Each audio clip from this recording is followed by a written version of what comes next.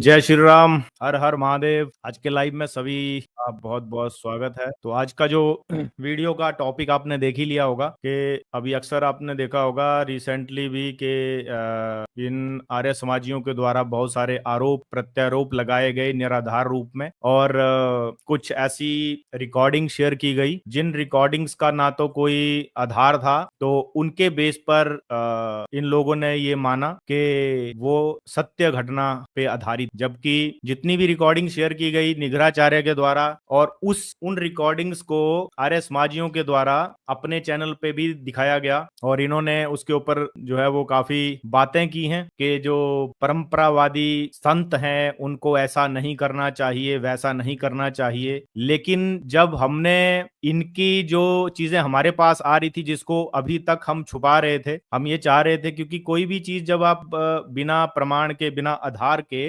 दिखाते हो ऑनलाइन माध्यम से, तो उसकी जो सत्यता है उसको भी प्रमाणित करना होता, बिना आधार के जो है वो चीजों को नहीं दिखाना चाहिए। तो इसी को लेकर आज हमने ये लाइव स्ट्रीम रखी है, और सबसे जो इम्पोर्टेंट पॉइंट यही है कि हम जो भी दिखाने जा रहे हैं आज की इस लाइव स्ट्रीम में वो एक जांच का विषय है। ये मैं आपको पहले ही डिस्क्लेमर दे दूं कि हम ये नहीं कह रहे हैं कि ये सारी चीजें जो हैं वो सही हैं। ये हो सकता है, इसके ऊपर जांच की जानी चाहिए। दोनों ही तरफ से जो है वो आरोप प्रत्यारोप तो होते हैं, लेकिन बिना आधार के जब आरोप लगाया जाता है तो वहां पर ये प्रश्न उठता है कि भाई जब आप उन चीजों को सत्य मान रहे हो बिना आधार के, तो जब आपके ऊपर जो क्वेश्चन रेज हो रहे हैं तो उसको भी फिर आपको सत्य मानना पड़ेगा। जी सभी को राधे राधे। और हमने इसको व्यवस्थित किया है सारी चीजों को, जो मैं अभी आपको दिखाऊंगा पीपीटी के माध्यम से आप देख सकते हो। इसमें कुछ ऐसे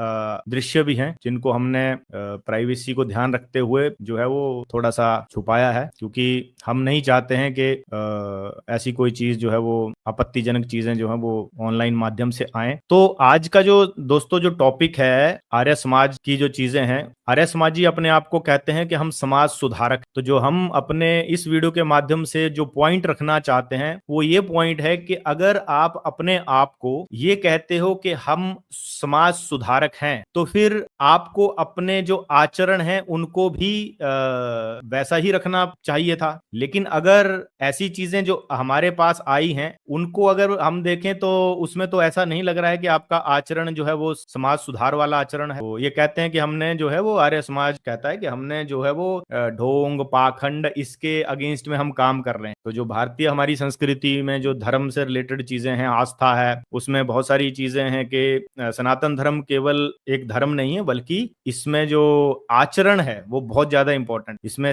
जो शुद्धता होती है, चरित्र आपको वैसा ही बनाना होता है, अपनी जीवन शैली आपको वैसी ही बनानी होती है। परंतु जब व्यक्ति क्या करता है, आर्य समाज का मुखौटा पहन रहा है, ये बता रहा है कि भाई मैं तो बहुत ही धर्मनिष्ठ हूं और हम आर्य हैं, हम सभ्य हैं, और उस धर्म का मुखौटा पहनकर आप पीछे से जो है वो अपना विकृत स्वार्थ लेकर समाज को गुमराह कर, तो इससे ना केवल धर्म की ही दोस्तों हानि होती है, बल्कि पूरे समाज का भी अपमान होता है। ये बहुत ही इंपॉर्टेंट बात है। तो दयानंद सरस्वती जी का ये सहारा लेते हैं कि दयानंद सरस्वती ने हिंदू समाज को पाखंड से दूर किया, हिंदू समाज को सामाजिक बुराइयों से मुक्त कराया, ऐसा इनका दावा है। लेकिन बहुत ही दुर्भाग्य है कि आज कुछ स्वघोषित आर्य समाजी हैं, और इन आर्य समाजियों को सबसे बड़ी बात है कि जो इनका आर्य समाज नाम का संगठन है वो भी इनको प्रमाणित नहीं करता है। आर्य समाज के जो ऑथराइज्ड लोग हैं वो इनको नकार देते हैं। अभी पीछे हुआ था कि जब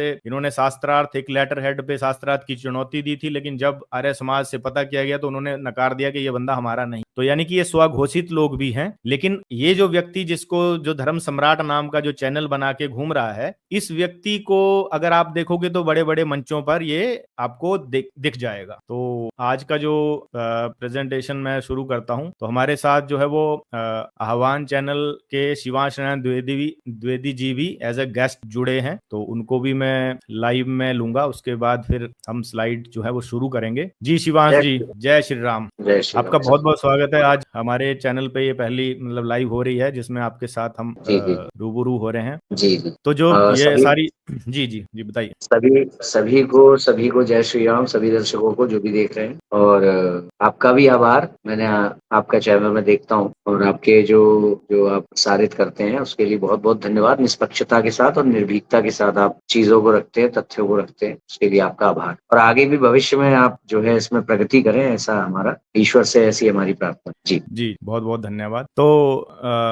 जो मैं पॉइंट ये रख रहा था अभी, इसको मैं अभी बैक स्टेज कर देता हूँ थोड़ी देर के लिए। तो जो पॉइंट हम रख रहे थे कि जो आर्य समाज के जो लोग हैं वो हर मंच पर ये बोलते हैं कि हम धर्म के प्रहरी हैं और आर्य समाज ने समाज का सुधार किया है, पाखंड को दूर किया है, अंधविश्वास को दूर किया है। लेकिन जब हम इनका निजी जिंदगी देखते हैं तो वहां पर हमें ये चीजें दिखाई नहीं देती हैं। और आपने भी अपने चैनल के माध्यम से काफी वार्ता करी है आर्य समाजियों से, तो वहां पर इनके जो सिद्धांत हैं वो खोखले नजर आते जी। हैं।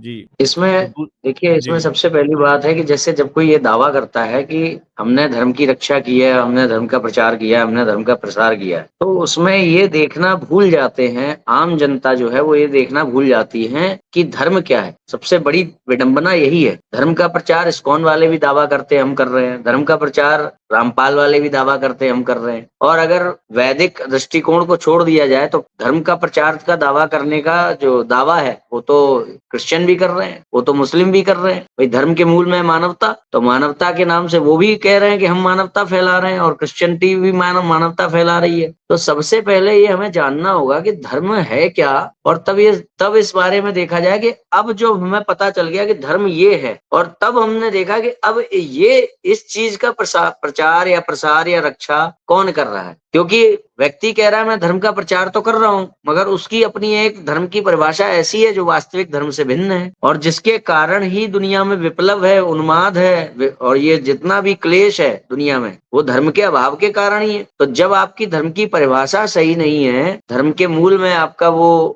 चीजें नहीं है जो धर्म को धर्म सिद्ध कर सके, तो फिर आपका ये दावा खोखला हो जाता है कि आप धर्म का प्रचार कर रहे हैं या धर्म का प्रसार कर रहे हैं। एक पक्ष तो ये हो गया। दूसरा ये भी है कि अमुक अमुक स्थिति में अमुक अमुक व्यक्ति के द्वारा सतही लेवल पर हमने देखा कि कुछ अच्छी चीजें हुई भी, तो ऐसा नहीं है कि उसका पूर्णतया विरोध ही है। अगर किसी व्यक्ति के द्वारा कोई अच्छी चीज हो गई किसी अंश में, तो ऐसा थोड़ी ना है कि उसका पूर्णतया विरोध ही है, मगर ऐसा भी नहीं है कि उसका पूर्णतया समर्थन हो जाए। जैसे जो नल की पत्नी थी, दमयंती नाम था उनका, तो उनको जो है अजगर निगल जाने वाला था, तो किसी ने आकर उनकी रक्षा की, उसको मार दिया अजगर को, उनके प्राण बच गए दमयंती के। मगर अब उसी की कुदृष्टि हो गई दमयंती पर, तो क्योंकि उसने दमयंती के प्राणों की रक्षा की है, इसलिए ये नहीं कहा जा सकता कि अब उसका अधिकार हो गया जो है वो दमयंती के साथ कुछ भी करे। तो उसी प्रकार से किसी अंश में यदि किसी ने सतही स्तर पर धर्म से संबंध रखने वाले जो प्रतीकात्मक चिन्ह हैं, उन चिन्हों की रक्षा की, जैसे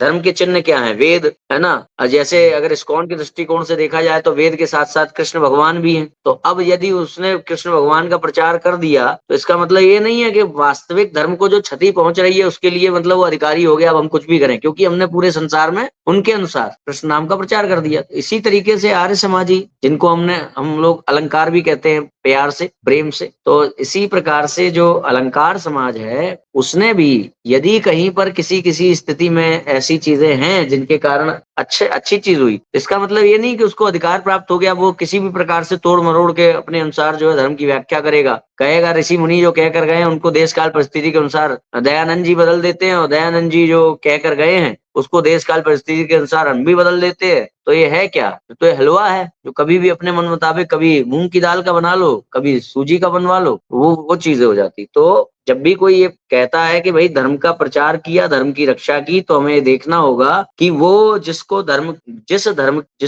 कहते हुए उसकी रक्षा करने की बात कर रहा है, क्या वो वही धर्म है जो धर्म होना चाहिए। और धर्म की सीधी सी एक परिभाषा है, बहुत सरल सी, कि एक नास्तिक व्यक्ति के अंदर भी व्याप्त जो सच्चित आनंद की चाह है, यानी कि ईश्वर की चाह, यानी कि मोक्ष की चाह, उस चाह को, उस ईश्वर को प्राप्त कराने वाले विधि का नाम धर्म है। अब जिस विधि से सच्चिदानंद ईश्वर प्राप्त नहीं हो रहा है, बल्कि थोड़ा सा बाधित ईश्वर प्राप्त हो रहा है तो फिर वो धर्म नहीं रह जाएगा, फिर वो आप किसी और ही चीज की स्थापना करेंगे, वो अलग विषय हो जाएगा। मगर एक सिंपल सी लैंग्वेज है कि सच्चिदानंद स्वरूप परमेश्वर को परिभाषित कर सकने वाले शास्त्रों द्वारा सच्चिदानंद स्वरूप परमेश्वर को प्राप्त करने के निमित्त बताई गया जाने वाली विधि का नाम धर्म है, जो बिल्कुल उसकी उपयोगिता को सिद्ध कर देती है ये परिभाषा। अब जी व्यक्ति जी को चाहिए है सर्वशक्तिमान ईश्वर, मगर मुस्लिम कह रहा है कि नहीं, ईश्वर अवतार नहीं ले सकता, उसकी मूर्ति नहीं हो सकती। अब ऐसा ईश्वर यदि उसके अनुसार के ईश्वर को मान लिया जाए कि दुनिया में कोई एंटिटी है जो शक्तिशाली है मगर वो अवतार नहीं ले सकती, ये नहीं कर सकती, ऐसे ईश्वर को पाने के लिए जो विधि बताई गई है उसका नाम धर्म नहीं है। धर्म उसी का नाम है जो सच्चिदानंद अबाध्य ईश्वर को प्राप्त करने के निमित्त जो विधि बताई जाए उसका नाम धर्म। तो अब इससे लोग ये सोचते हैं कि अरे इससे फर्क क्या पड़ रहा है, चलो धर्म ही तो है, तो वो सर्वशक्तिमान की बात है। लोग ऐसा सोचते हैं, उनके मन में प्रश्न आते हैं कि हर बात में उसको ले आता है सर्वशक्तिमान। प्रॉब्लम यही है कि जब ईश्वर सर्वशक्तिमान नहीं होगा जिसका, उसके अंदर मानवता की कमी आ जाएगी। जी उसके अंदर उस विधि के जो विधि बताई गई है, विधि क्या है? विधि तो बताती है झूठ मत बोलो, सच बोलो। विधि तो बताती है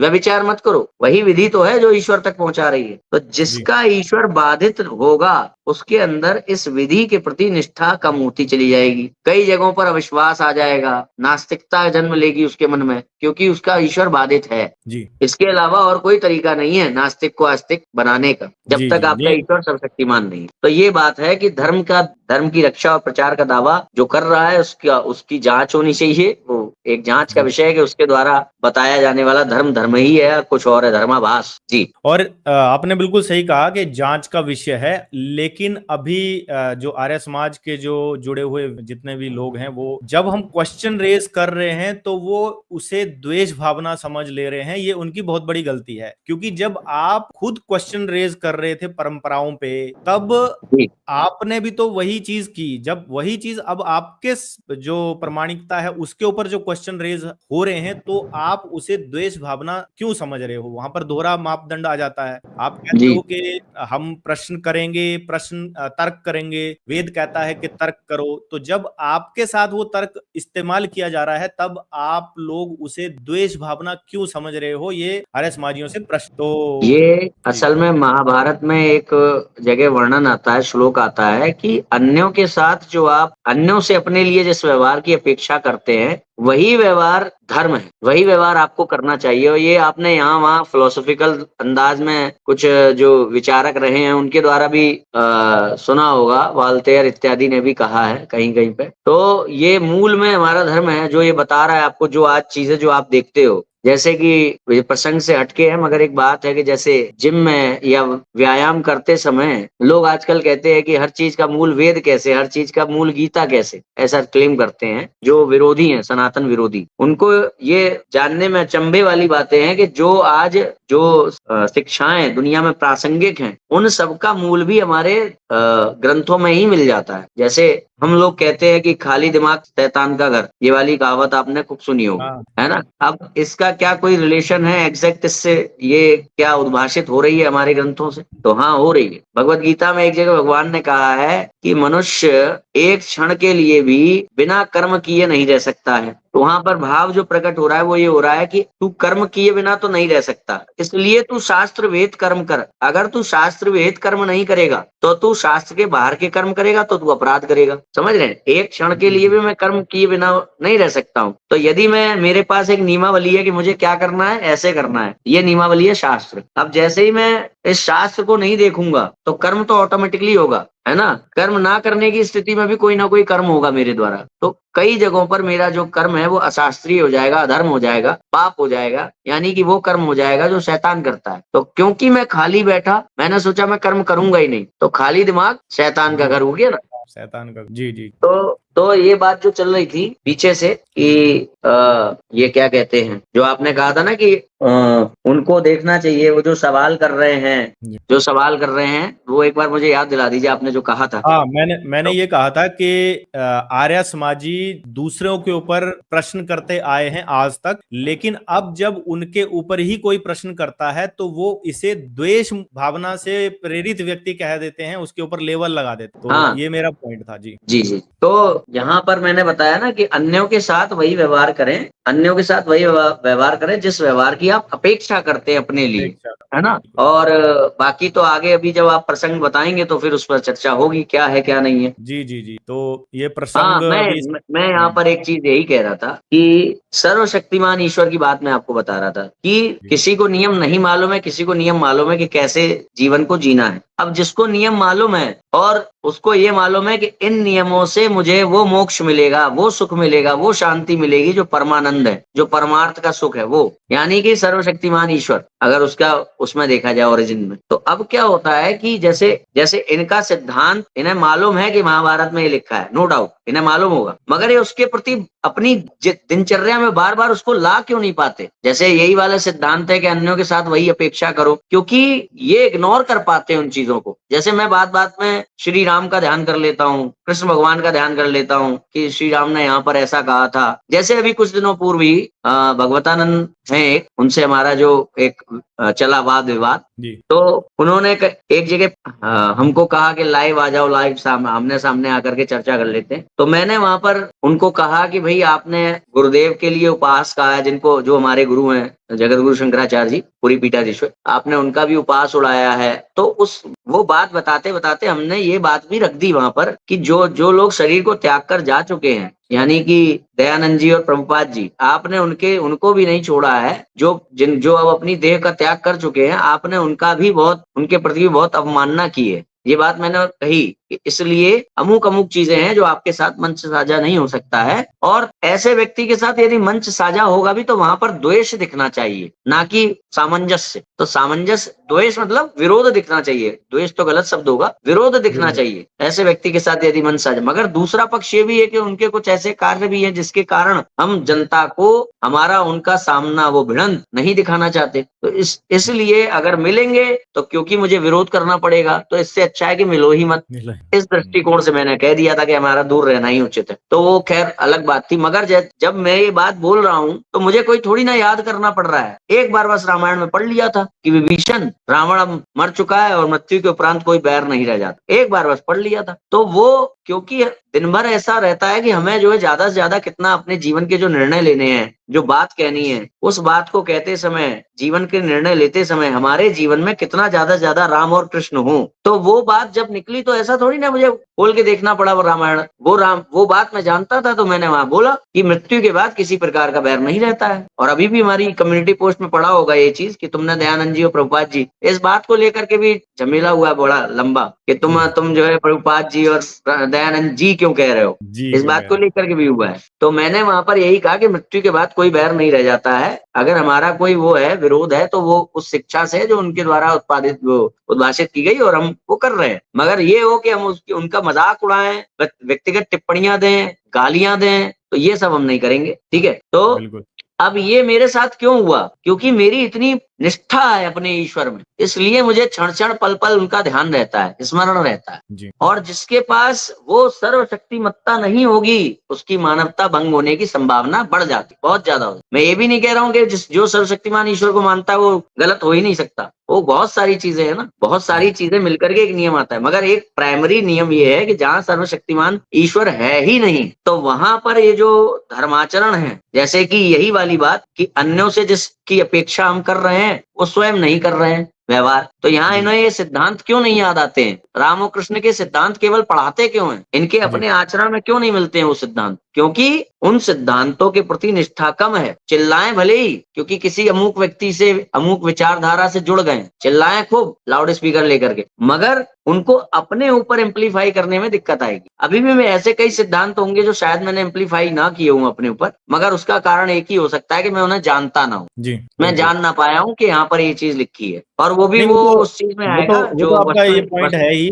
मैं बस एक ऐड कर दूं कि जैसे जब रावण मृत्यु शैया पे गिरे हुए थे तो राम जी ने लक्ष्मण को कहा था कि इनसे ज्ञान लेके आओ। तो जी अगर द्वेष भावना होती तो वो अपने शत्रु के पास क्यों भेजते अपने ही भाई को, भाई तुम उनसे ज्ञान लेके आओ। तो कुछ जी तो ज्ञान की बात रही होगी रावण में, लेकिन वो दुराचार की वजह से वो सारे काम कर रहा था। तो यहाँ पर वो पॉइंट भी आ जाता है कि आप किसी के कहते हैं व्यक्ति को ना टारगेट करके उसकी विचारधारा को, उसके आचरण को आप टारगेट कर सकते हो। तो ये हमारे राम जी हमें सिखा के गए हैं। आपने बहुत अच्छा पॉइंट यहाँ पर रखा जी। तो अब जो आज का जो एक्सपोज है उसको भी शुरू करते हैं, क्योंकि मैं इसको बस एक चीज पूरी कर दूं कि जैसे कि आपने शुरू जो किया था कि जो भी ये खुद दूसरों पर सवाल करते हैं जाकर के, तो फिर स्वयं के सवालों को ये क्यों कह रहे हैं द्वेष? उसका कारण यही है कि इनके पास अब जिसको ये धर्म मानते हैं, जो धर्माभास है, जो सनातनाभास है, उस सनातनाभास के लिए भी भाई ऐसा तो नहीं है कि इतने ये राम की इस बात को नहीं मानते कि मृत्यु के बाद कोई बैर नहीं रह जाता, ठीक है, इस तरह की चीजों को नहीं, ऐसा तो नहीं महाभारत की इस बात को नहीं मानते कि अन्यों के साथ वही व्यवहार करो जो अपने साथ जिसकी अपेक्षा करते हो, मानते हैं, इसको तो नहीं कटिंग कर दी। मगर क्या है कि जिस नियमावली को इन्होंने अपने उसमें माना भी है ये धर्म है, उसके प्रति भी इनमें निष्ठा नहीं है, ये प्रॉब्लम है। जैसे मुस्लिम है ना, मुस्लिम ने जितना मान लिया कि ये धर्म है, उस धर्म के लिए भी मुस्लिम में निष्ठा नहीं है। धर्म और धर्माभास में एक अंतर आपको सदैव मिलेगा। जो धर्माभास है वो अपनी ही चीजें स्वयं ही कट करेगा, बार बार करेगा, हर कर्म को करेगा। मुस्लिम जो नियम सिद्धांत आपको बताएगा, उसी नियम सिद्धांत से उसी का विरोध होगा, वहां पर वो उसको नजरअंदाज करने लगेगा जी। और वही यहाँ हो रहा है। तो जो नियमावली इन्होंने स्वीकार की है धर्म के रूप में, इनकी निष्ठा उसके प्रति ही नहीं है, ये मेरा भाव है कहने का। और क्यों नहीं है? क्योंकि वहां मूल में वो तत्व नहीं है जिसके लिए पूरी दुनिया में बवाल है, और वो उस तत्व का नाम है सर्वशक्तिमान ईश्वर जी। जी मैं भी यही समझता था सर्वशक्तिमान को, लेकिन उतने प्रभावी तरीके से इस बात को नहीं रख पाता था। ये 2-3 साल पहले की बात है, जब मैं एक ऐसे लाइव पैनल में बैठा था तो वहां पर एक मुस्लिम व्यक्ति ही आए थे और जो आर्य समाज के लोग उसको ईश्वर की परिभाषा बता रहे थे। तो जब मैंने सर्वशक्तिमान ईश्वर वाला पॉइंट वहां पर रखा था और ये कहा था कि हमारा ईश्वर अवतार भी ले सकता है, तो वो एक तरह से वो एक निरुत्तर हो गया था वो व्यक्ति। और पर क्योंकि वो जो पैनल था वो ऐसा पैनल था आर्य समाजियों का जहां पर ये अवतारवाद को नहीं मान, तो फिर उस बंदे ने सीधा क्वेश्चन किया कि भैया तुम तो आर्य समाजी हो, तुम तो मानते ही नहीं हो अवतार को, तुम ये कैसे कह सकते हो? तो तब मैंने ये कहा था कि मैं आर्य समाज के साथ जरूर खड़ा हूं, लेकिन मेरी आस्था हमारे धर्म शास्त्रों में है। तो बोला तुम फिर इनके साथ क्यों करे, तुम्हारा तो कॉन्ट्राडिक्शन हो गया आपस में। तो फिर वही बात मेरे अंदर घर कर गई थी, लेकिन अब उसको बताने के लिए भी जो ज्ञान और नॉलेज चाहिए था, फिर जो पूरी शंकराचार्य हैं उनको भी मैं सुनता रहा और फिर वहां से भी मेरे जो ये वाले धारणाएं थी वो थोड़ी सी और मजबूत हुई। तो जो हमारे पारंपरिक आचार्य हैं उनके पास सर्वशक्तिमान ईश्वर, और सबसे बड़ी बात है शिवांश जी, जो नास्तिकों का खंडन मैंने कहीं पर भी नहीं देखा। जो नास्तिकों को 5 मिनट में आस्तिक कोई बना सकता है तो वो हमारे शंकराचार्य ही बना सकते, क्योंकि उनके पास उस बात का उत्तर है। आपने भी अपने काफी वीडियोस में इस बात को रखा है, जो बहुत ही मतलब इफेक्टिव पॉइंट्स हैं। तो ये अकाट्य नास्तिकों का अकाट्य खंडन दुनिया में किसी के पास है तो वो शंकराचार्य परंपरा के पास है, प्रामाणिक आचार्यों के पास है, परंपरा प्राप्त आचार्यों के पास है। और फिर उनके द्वारा निर्मित जो घेरा है, उस घेरे के अंदर रह करके कोई स्वमत की सिद्धि कर सकता है। अपने चुनाव के अनुसार भगवान के अलग अलग जो रूप हैं, निराकार, साकार, ब्रह्मा विष्णु महेश, अलग अलग रूपों का ध्यान कर सकता है। मगर यदि उस घेरे को ही चुनौती देने लगे जिस घेरे की सुरक्षा के अंदर हो, तो फिर वहां पर आप जो है खतरे में आ जाएंगे।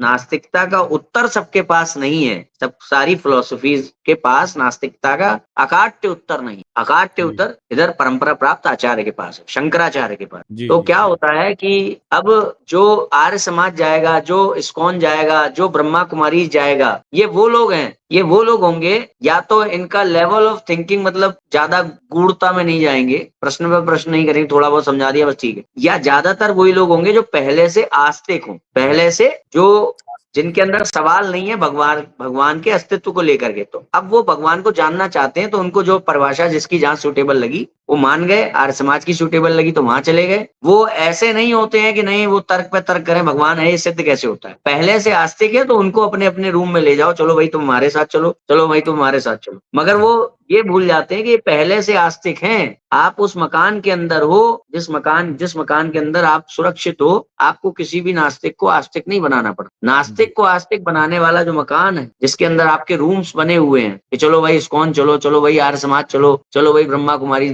आपने देखी होंगी हमारी चर्चाएं कई लोगों के साथ, जी कई जी बार उनके पास सटीक उत्तर ही नहीं होता है नास्तिकता का, बाकी सब बताएंगे मगर नास्तिकता का उत्तर नहीं है। वो उसका यही तरीका है कि प्रामाणिक आचार्यों के बनाए हुए सुरक्षा का जो घेरा है उसके अंदर रह करके अपने स्वमत की पुष्टि आप कर सकते हो, मगर उसको अगर चुनौती देने लगोगे तो जो जिन लोगों को लेके आप अंदर जा रहे हो अपने अपने रूम में, आप ये भूल रहे हो कि वो आस्तिक क्यों है, आपकी वजह से आस्तिक नहीं है। अभी भी आपसे कहा जाएगा कि आस्तिक बनाओ, दो अकाट्य उत्तर नास्तिकता का, तो जिन सिद्धांतों के लेके आप चल रहे हो वो सक्षम नहीं है। अच्छा, ये जो बातें इसका पीडीएफ का लिंक और ये जो है अचिल्स नाम का जो चैनल है इनका, जी अचिल्स जी तो उनकी आईडी, उनका चैनल का नाम कुछ और ही है, वो लिंक दे दीजिएगा नीचे, जिससे दर्शकों को अगर कुछ सामग्री हाँ देखनी हो वहां देख। वो मैं पिन में कमेंट में डाल दूंगा, पिन कमेंट में, और डिस्क्रिप्शन में जी वो उसका भी लिंक डाल देंगे पीडीएफ का, तो जी वहां से जाके आप खुद भी इस चीज को जो है सत्यापित कर सकते हो। तो आज के लिए आप बहुत बहुत आभार सभी का जुड़ने के लिए, और शिवांश जी खास तौर से आपका, क्योंकि आपने भी अपना टाइम निकाल के